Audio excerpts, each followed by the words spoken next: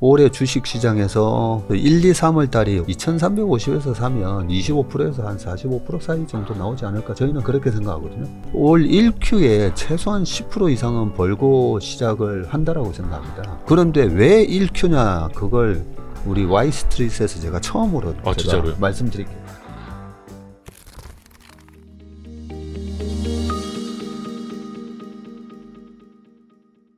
뭐 이렇게 많이 준비하셨어요? 우리 Y스트릿 나오는데 네, 감사합니다. 자료를 딱 준비해가지고 지난번에 저희가 다리 밑에서 라이브를 한 게 마지막이에요. 그러니까. 완전히 최바닥에서 했어요. 맞아요. 9월 30일 바닥 쳤으니까 그 얘기 시작하면서 쓱 하면 될 것 같아요. 네, 벌써 시작했습니다. 네. 지금 하고 있는 거예요? 네네네.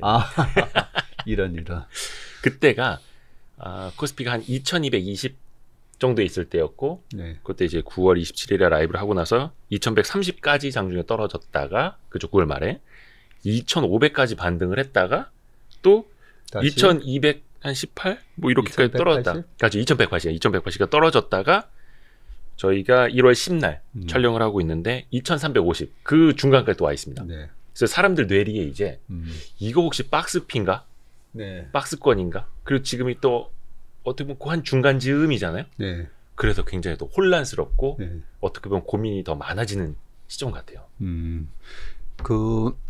우리가 앞으로 2023년 상반기 시장을 대응하기 전에 네. 방금 말씀하셨잖아요. 예. 네, 9월달 우리가 마포대교 밑에서 촬영했던. 네네네. 네, 그때 시점 한번 생각해 보면요. 한번 이렇게 한번 생각해 볼까요? 지난 22년 하반기. 네. 하반기에 우리나라 코스피 한 얼마 빠졌는 줄 아세요? 하반기에만요? 하반기 되게 힘들었잖아요. 연간으로만 제가 따져봐가지고.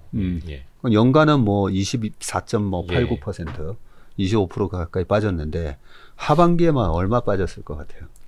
라이브입니까 이거? 아니요. 라이브로 할까요? 아니요. 잠시만요. 하반기에만? 네. 모르겠네요. 하반기에 더 빠졌나? 덜 빠졌나? 예. 하반기 아무튼 힘들었잖아요. 네네, 힘들었죠. 2022년 6월 말 코스피가 2332였어요. 예, 지금 2350이잖아요. 그렇죠. 그 즈음이네요. 네. 그리고 이번 12월 말 주가가 2236? 네. 해서 한 4% 빠졌어요. 근데 배당락이 있었잖아요. 그죠? 네. 배당락 40포인트 더해주면 그러면 2280 정도 되는데 네. 6월 말 대비해가지고 결국 한 50포인트 빠졌고요. 많이 빠진 배당락 따져보면 한 2% 조금 더 빠졌다. 그런데 작년 하반기만큼 많은 사람들이 이제 시장 조심해야 된다라고 네, 경제 유튜브를 보면 비관론자들이 거의 뭐 모든 저 사람도 비관론자였나? 저 사람도 시장 안 좋게 봤었나? 할 정도로 그죠? 예, 굉장히 비관론이 팽배했던 게 작년 하반기였고요. 네. 근데 시장은 4%밖에 안 빠졌어요. 네.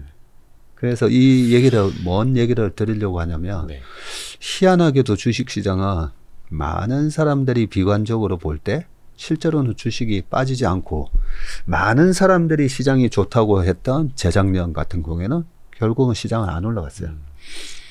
그래서 제가 이 부분에 대해서 한 20년 이상 주식 바닥에 있으면서 정말 고민이었어요. 왜 그럴까? 왜 많은 사람들이 이제 앞으로 23년 1분기 2분기 진짜 조심해야 되는 1, 2분기가 온다고 하는데 왜 시장은 안 빠지고 오히려 반등이 들어갈까? 그 부분에 대해서 제가 참 많은 고민을 하다가 아하, 사람들은 내가 갖고 있는 포지션에 유리하게 얘기하는구나.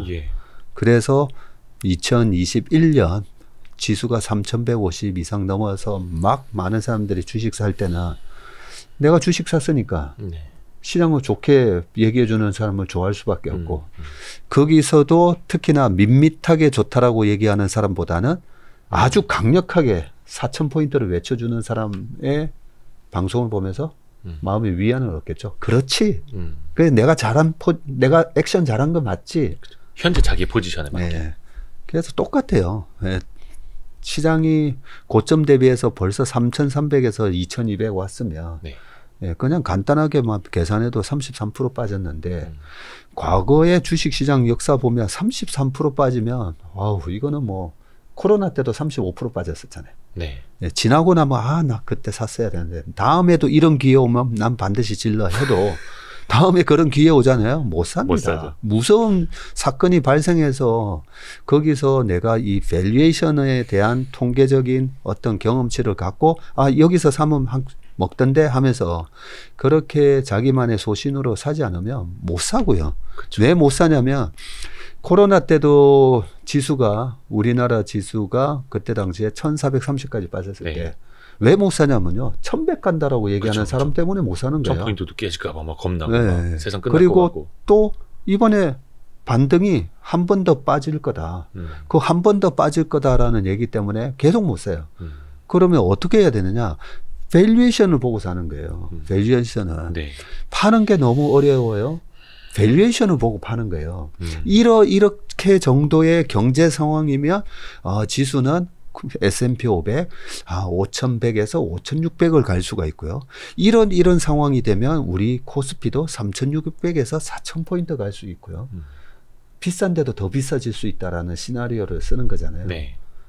떨어질 때도 똑같아요. 네. 떨어질 때도 이러하기 때문에 더 떨어질 거다. 그런데 정작 중요한 거는 지금 이 지수 때가 주식의 밸류에이션을 봤을 때 싼지 비싼지 그걸 판단해야 돼요. 그렇죠. 네, 그래서 조금 결론적으로 말씀드리면 많은 사람들이 지금 한 번 더 빠질 것 같은데 비관론이 팽배했을 때는 이제 포지션을 다 현금화 시켰거나 아니면 인버스를 잡았거나 곱버스를 잡았거나 네. 그러니까 이제 자꾸만 이제 비관적으로 얘기하시는 분의 방송을 더 듣게 되고요. 그렇죠. 여기서는 현금화가 맞는 거죠. 나 잘 팔았죠. 네, 잘 팔았죠. 그리고 이제 여기서 오른다라고 얘기하는 사람들에 대해서는 저 사람 미친 그런 식의 반응이 나오는 거죠. 그래서 제가 이런 말씀을 드리는 게 우리가 피터 린치의 칵테일 파티 이론처럼 그걸 이제 활용을 하라는 말씀이고요. 네. 칵테일 파티에서 모든 사람들이 나를 외면하고 치과 의사한테 몰려 있을 때는 주식이 바닥이고 네. 모든 사람들이 나한테 와서 주식을 물어볼 때는 그게 상투더라. 피터 린치가 굉장히 중요한 걸 얘기해 주신 맞습니다. 거예요. 그걸 우리가 댓글이라든지 아니면 조회수, 조회수를 보면서도 얼마든지 그 시장의 분위기, 네. 센티멘트를 확인할 수 있다는 거예요. 그래서 뭐 미국의 펀드 매니저도 뭐 주식 비중이 뭐 사상 최저 수준이네 네. 막 이런 이야기도 계속 네. 나오고 있고 맞습니다. 역시 진리는 밸류를 보고 사고 네. 밸류를 보고 팔아야 한다. 그러니까 이게 지금 내가 어느 가운데 있는지 어디로 가는지는 굉장히 조금 파도 속에서 몸이 움직이는 것처럼 알 수가 없잖아요. 더 헷갈리기도 하고 진짜 그 정답을 말씀해 주신 것 같습니다. 네. 그 중심을 잡아야 되는데 그 중심을 잡는 거는 무조건 밸류에이션이에요. 혹시 그 채슬리 투자자문에서도 연간 전망 같은 거 막 이렇게 새롭게 하시나요? 저는 항상 하죠. 항상. 예, 인피니티 시절에도 그랬고 연간 전망을 항상 그래도 그림은 그려놓고 예, 하는 편인데 2021년 말에서 22년 넘어올 때는 저희가 뭐 운용을 하고 있을 때가 아니니까 그때는 뭐 전망 자료 이런 걸 갖다가 만들지는 않았었고요. 그런데 지금은 운용을 하고 있으니까 당연히 이제 그림은 그려놓고 그 그림대로 이제 안 됐을 때 이제 대응 전략을 수정도 하고 예. 하는 건데 올해 그냥 연간 전망 말씀드리면 예. 모두가 지금 1Q 제일 안 좋고 2Q부터 바닥 따지다가 3Q부터 올라간다. 그래서 네. 뭐 상저하고 거의 다 상저하고라고 하는 것 같아요. 예.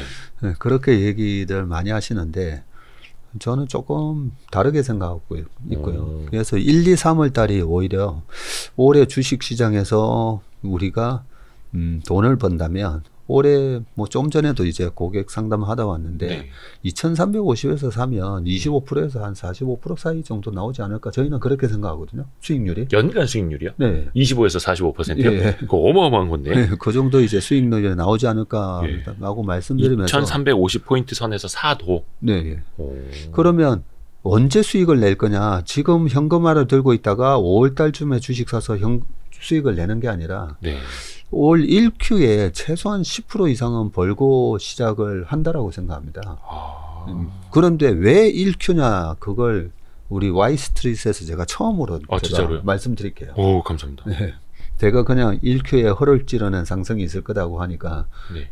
뭔 허를 찌르는 상승 그냥 그 구체적인 설명을 이때까지 못 드렸었는데 다들 지금 1분기 안 좋을 거라고 하는 사람들이 안 좋을 거라고 하잖아요. 또 완전 반대로. 네. 네. 자, 1분기 작년에 우리 시장을 빠지게 했던 요인이 뭐였죠? 빠지게 한 가장 큰 원인 1번 물가 금리. 네, 물가 때문에 금리, 네. 페드 금리 때문이에요. 네네네. 근데 페드는 물가를 잡기 위해서 예. 그런 데잖아요. 그 다음에 두 번째로 우리 시장을 크게 괴롭혔던 요인이 또 있어요. 뭘까요? 물가 금리 말고요. 말고. 뭐 어떤 뭐 중국에 계속되는 봉쇄 역시. 뭐 이런 거. 예. 네, 정확하게 네. 정답. 네. 아, 네. 감사합니다. 네. 상품 혹시? 상품 저한테 행동대. 네, 전화번호 문자 남겨주세요. 중국에 뭐야?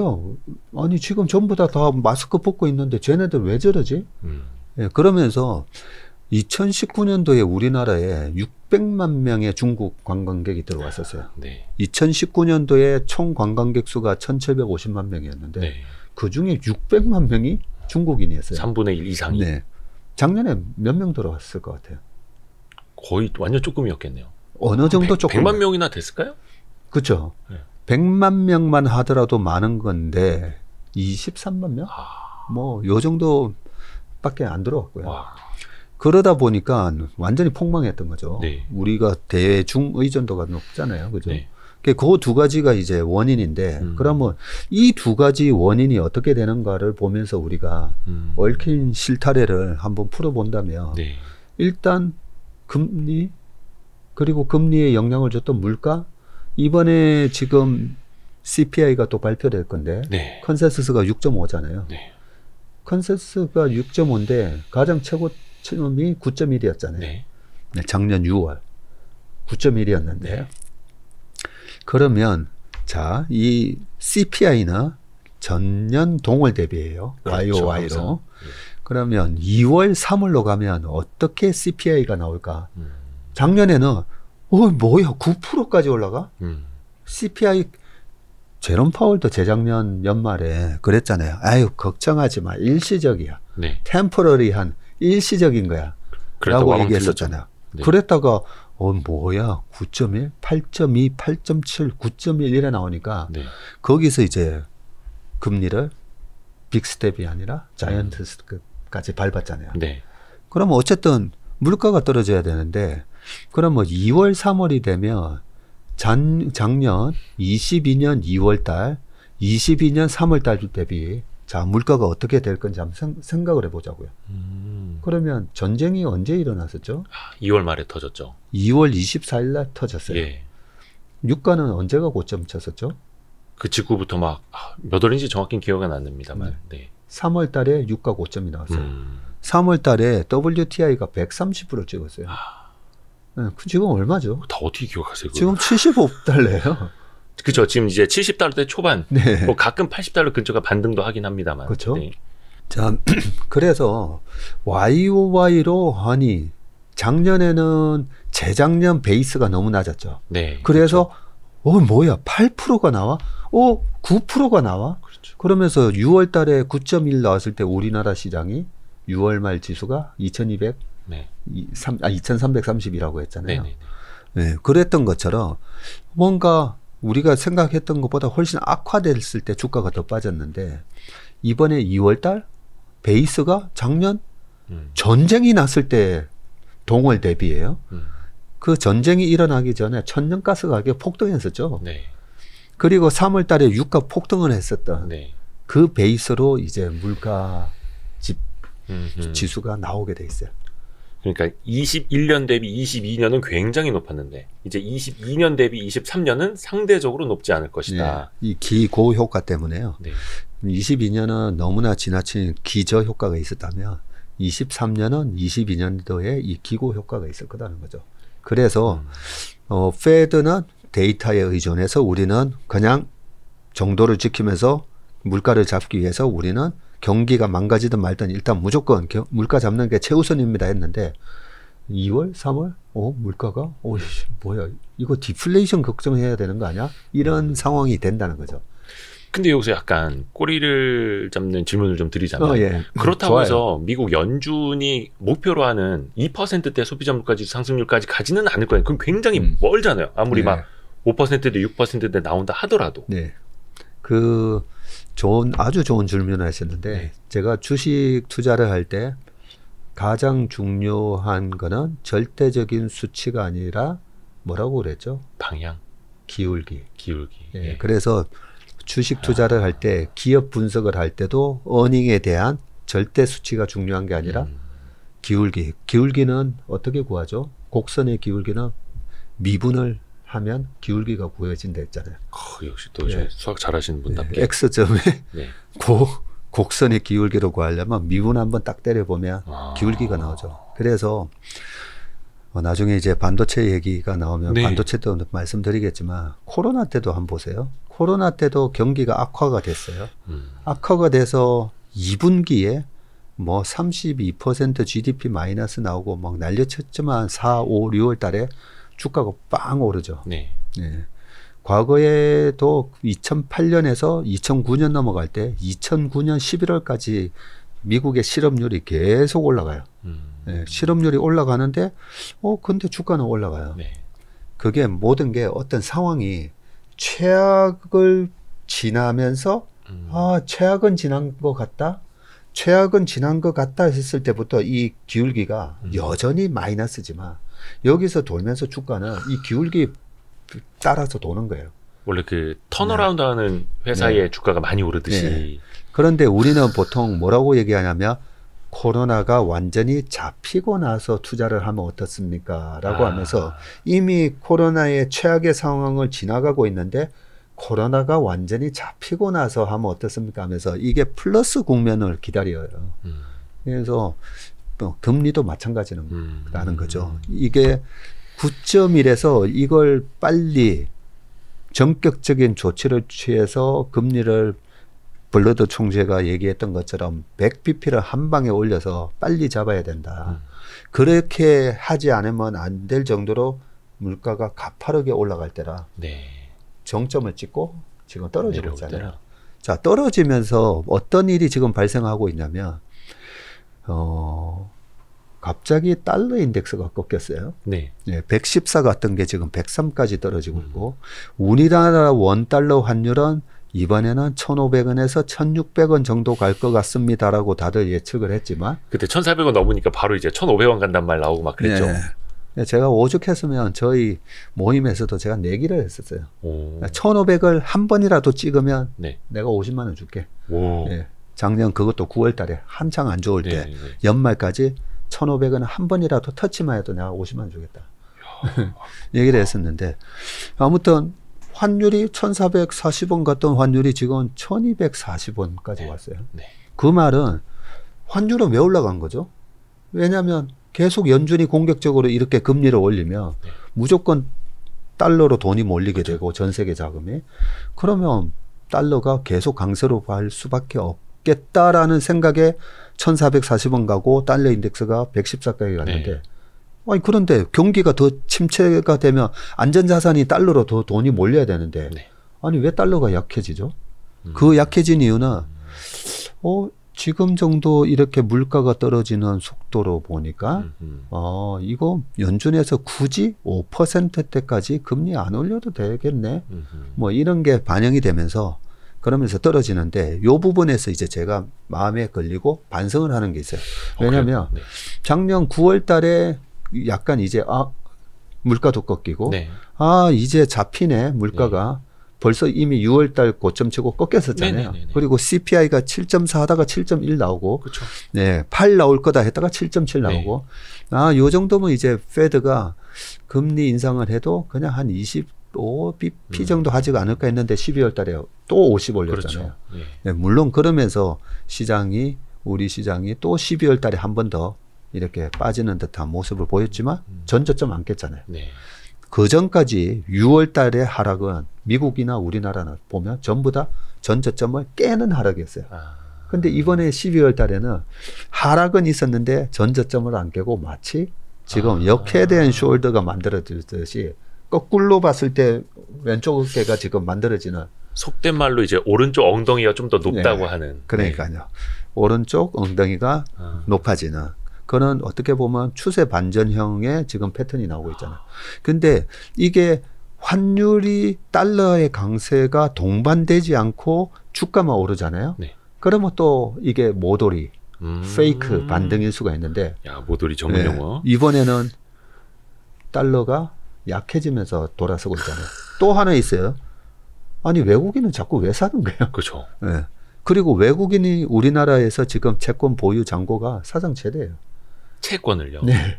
230조 원 정도 채권을 들고 있는데 시스템 리스크가 온다면 제가 그 내기를 하면서 제일 먼저 체크했던 게 외국인들의 채권 포지션이에요. 아하.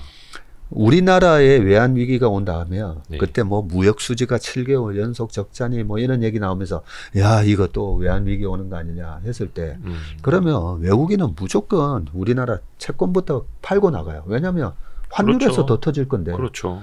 많은 분들이 1,500원을 무슨 자신 있게 얘기하시는데 230조 원을 운용하고 있고 우리나라 주식시장에서도 거의 30% 지분을 들고 있는 외국인이 환율 안 보겠어요? 절대적인데 또 네. 그들한테는. 그게 IMF 직전에 그때 돈은 마구마구 빼버리잖아요. 그렇죠. 지금은 주식도 작년에 보면 하반기에만 한 10조 샀어요. 주식 10조 샀죠. 채권 포지션에서도 오히려 늘어나죠. 이런 거 보면 그 외국인 그 어마어마한 자금을 움직이는 걔네들이 다 여러 가지 경제 상황을 모니터링 하면서 하잖아요. 네, 그런 부분이 있어서 일단은 지금의 금리가 2%대까지 떨어져야 주가가 오르는 게 아니라 기울기가 이제는 꺾여서 가파르게 CPI 물가가 꺾이고 있고 주식은 반대로 이렇게 턴어라운드 하는 모습이 이미 시작됐다.